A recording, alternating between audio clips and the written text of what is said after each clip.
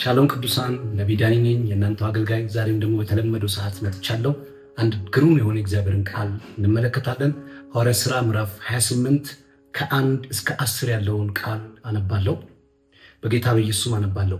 በደህና ከደረስን በኋላ በዚያን ጊዜ ደሴቲቱ መላጥያ እንድትባል አወቅን። አረማውያንም የሚያስገርም ቸርነት አደረጉልን። ዝናብ ስለሆነም ስለ ብርዱም እሳት አንድነት ሁላችንን ተቀበሉን። ጳውሎስ ግን ብዙ ጭራሮ አከማይቶ ወደ እሳት ሲጨምር እፉኝት ከሙቀት የተነሳ ወጥታ እጁን ነደፈችው። አረማውያንም እባብ በእጁ ተንጠልጥላ ባዩ ጊዜ እርስ በርሳቸው ይህ ሰው በእርግጥ ነፍሰ ገዳይ ነው፣ ከባህርም እንኳን በደህና ቢወጣ የእግዚአብሔር ፍርድ በሕይወት ይኖር ዘንድ አልተወውም አሉ። እርሱ ግን እባቢቱን ወደ እሳት አራገፋት፣ አንዳችም አልጎዳችውም። እነርሱም ሊያብጥ ወይም ወዲያው ሞቶ ሊወድቅ ነው ብለው ይጠባበቁ ነበር። ብዙ ጊዜ ግን ሲጠባበቁ በእርሱ ላይ የሚያስገርም ነገር ምንም ባላዩ ጊዜ ይህስ አምላክ ነው ብለው ሐሳባቸውን ለወጡ። በዚያን ስፍራ አጠገብ ፑፕልዮስ የሚሉት ደሴት አለቃ መሬት ነበር። እርሱም እንግድነት ተቀብሎ 3 ቀን በፍቅር አሳደረን። የፑፕልዮስም አባት በንዳድና በተቅማጥ ታሞ ነበር። ጳውሎስም ወደ እርሱ ገብቶ ጸለየለት፣ እጁንም በላዩ ጭኖ ፈወሰው። ይህም በሆነ ጊዜ የቀሩት ደግሞ በደሴቲቱ ደዌ የነበረባቸው እየመጡ ተፈወሱ። በብዙ ክብርም ደግሞ አከበሩን። በተነሳንም ጊዜ በመርከብ ላይ የሚያስፈልገንን ነገር አኖሩልን እያለ ይናገራል። የስብከቴ ርዕስ ሰውን የሚገድለው ዕድሜ ሳይሆን ሚሽኑ ነው በሚል ርዕስ የእግዚአብሔርን ቃል እናያለን።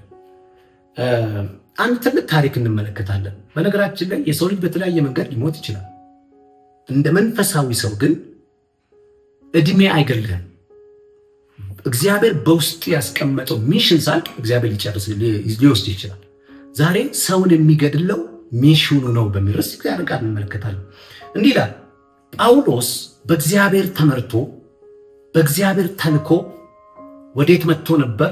ወደ ሮም ጉዞ እያደረገ የነበረበት ጊዜ ነበር። ኢየሩሳሌም የነበረውን አገልግሎት ጨርሶ ወደ ሮም ግን የሚሄድበት መንገድ ታስሮ እንደነበረ ባይብል ይናገራል። እና እንግዲህ በዚህ ጉዞ ውስጥ የመጀመሪያው ምን አጋጠመው? ጳውሎስን ሊገድል የሚችል ከባድ ነገር አጋጠመው። እሱ ምንድን ነበረ? አውራቂስ የሚባል አውሎ ነፋስ ነው፣ ወይም ደግሞ ባህር ላይ ያለ የሚነሳ አውሎ ነፋስ ነው። እነ ጳውሎስ እየተጓዙ ያለ ይሄ አውራቂስ ተነስቶ መርከባቸውን ያስጨንቅ እንደነበረ፣ በቃ ተስፋ ቆርጠው እንደነበር ትመለከታላችሁ። አንዳንዴ የእግዚአብሔርን መልእክት ይዛችሁ የእግዚአብሔርን ድምፅ ይዛችሁ የተሰጣችሁን ነገር ይዛችሁ ያንን ለማድረስ ስትሄዱ በህይወት መንገዳችሁ ውስጥ የሚያጋጥሟችሁ ብዙ ሞቶች ሊኖሩ ይችላሉ። የመጀመሪያ አውራቂስ ነው። ዛሬም በተለያየ አውራቂስ ውስጥ ያላችሁ ሰዎች ተስፋ እስክትቆርጡ ድረስ የሞትን ድምፅ እየሰማችሁ ያላችሁ ሰዎች እርግጠኛውን እነግራችኋለሁ፣ አውራቂስ አይገላችሁም። የእግዚአብሔር ሚሽን የእግዚአብሔር ዓላማ በህይወታችሁ ሳይፈጸም አትሞቱም። እና የአውራቂስ ብዙ እያደረገ ያለ እግዚአብሔር በመልአኩ አማካኝነት ሌሊት እንደተገለጠለት ትመለከታላችሁ። ሌሊት ተገልጦለት አትፍራ፣ በቄሳር ፊት ትቆም ዘንድ ግድ ነው ብሎ እንዳበረታው፣ እንደውም በአንተ የተነሳ ከአንተ ጋር ያሉ ሰዎች ሁሉ ይድናሉ ብሎ ኪዳን እንደገባለት ትመለከታላችሁ። የእግዚአብሔር አጀንዳ ሲኖርባችሁ አውራቂስ ይኖራል። አውራቂሱ እያለ ግን እግዚአብሔር በድምፁ ምን ያደርጋችኋል? ያሻግራችኋል። ጳውሎስ በአውራቂስ አልሞተም። ሁለተኛ ደግሞ ከአውራቂሱ ሲተርፉ ደግሞ የክፉ ሰዎች ምክር በጳውሎስ ሕይወት ላይ እንደመጣ ትመለከታላችሁ። ሐዋርያት ሥራ ምዕራፍ 27 ቁጥር 12 ላይ አንድ ቃል አንብብላችሁ።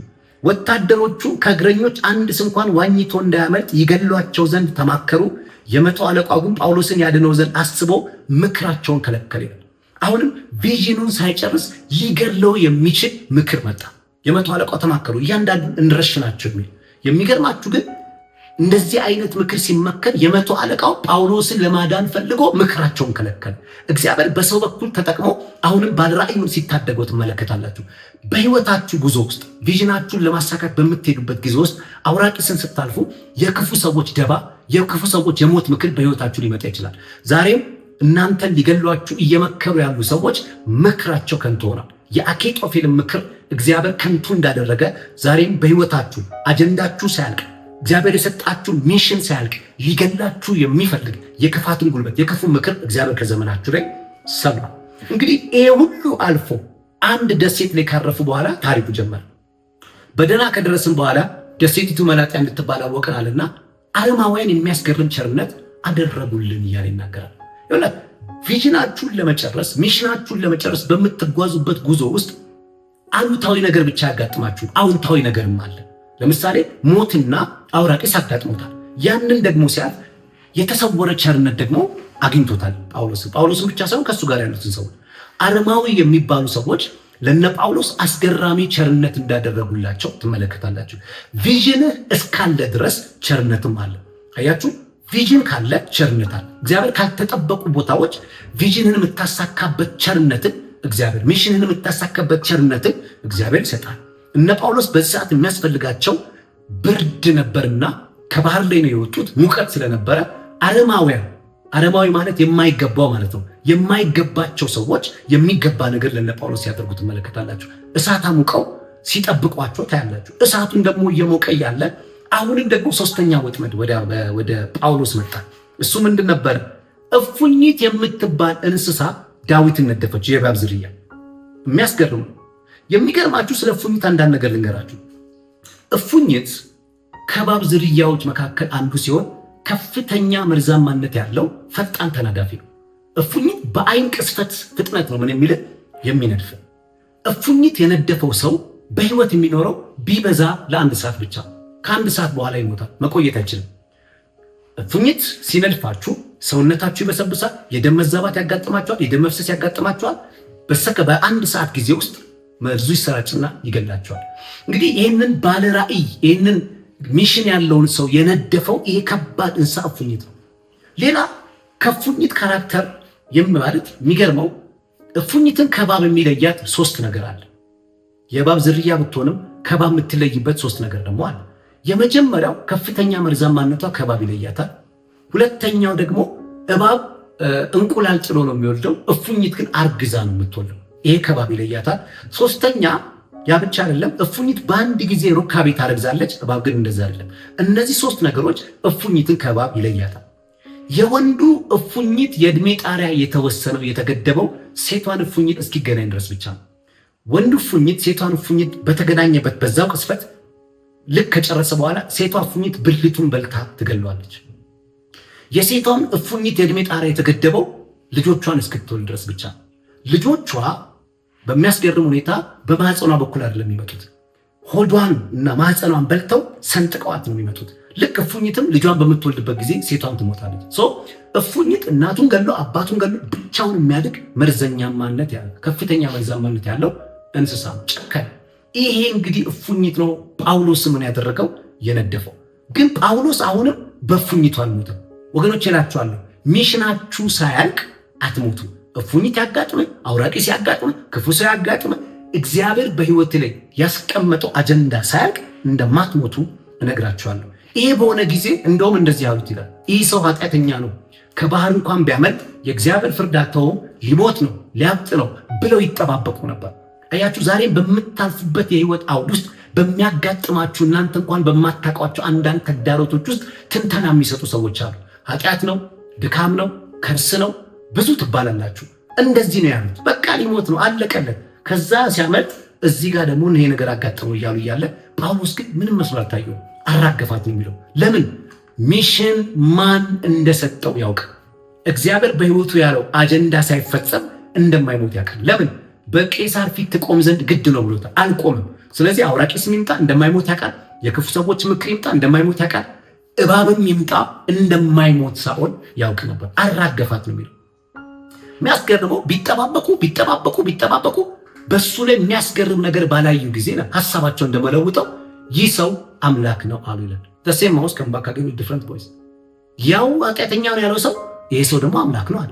ወገኖቼ አጀንዳችሁ ሳያልቅ፣ ቪዥናችሁ ሳያልቅ፣ እግዚአብሔር በእናንተ ውስጥ ያስቀመጠው ተልእኮ ሳያልቅ በምንም ታምር እንደማትሞቱ ነግራችኋለሁ። ዛሬ የሞት ፍርሃት ውስጥ ያላችሁ፣ በበሽታ ውስጥ ያላችሁ፣ በተግዳሮት ውስጥ ያላችሁ፣ በአውራቂስ ውስጥ ያላችሁ እንደ እግዚአብሔር ነብይ ነግራችኋለሁ። አጀንዳው በህይወታችሁ ሳይፈጸም አትሞቱ። አይታችሁ ከሆነ ጴጥሮስን እግዚአብሔር በምን ያለ ሞት እንደሚሞት ነግሮታል። በሽምግልና እንደሚሞት ነግሮታል። እና ገና ሳይሸመግል በወጣትነቱ ተይዞ እስር ቤት እንደገባ ትመለከታላችሁ። በ4 ሰንሰለት ከወታደሮች ጋር ታስሮ ተኝቶ ነበር። ነገ ሊገደል ዛሬ ጴጥሮስ ጧ ያለ እንቅልፍ ተኝቷል። ምንድን ነው ያስተኛው? ነገ ትሞታለህ ተብለህ ትተኛለህ? አትተኛም። ጭንቀቱን እኮ አያስተኛም። ጴጥሮስ ግን እግዚአብሔር የነገረው ነገር እንዳለ ስለሚያውቅ፣ በሽምግልናው እንደሚሞት ስለሚያውቅ፣ በሆነ ታምርም እንደሚወጣ ያውቅ ስለነበር ተረጋግቶ ተኝቶ ነበር። እንደተባለው ሌሊት ላይ እግዚአብሔር መልአክ አምጥቶ መጥቶለት እንዴት እንዳስወጣው ታያላችሁ።